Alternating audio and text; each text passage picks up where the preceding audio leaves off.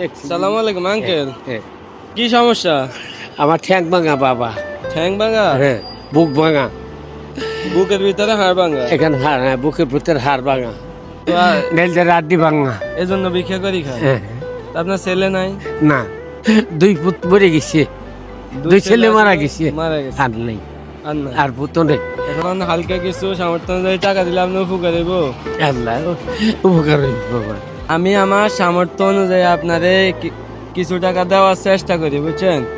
তো আমার সামর্থ্য অনুযায়ী আমি আপনারে এই নেন, এই 500 টাকা, এটা দেখে নেন, 500 টাকা দিয়েছি। হ্যাঁ, এগুলা দিয়ে আপনি মোটামুটি চিকিৎসা তো আর তেমন করতে পারবেন না, মোটামুটি আপনার একটু উপকার হইব নাকি?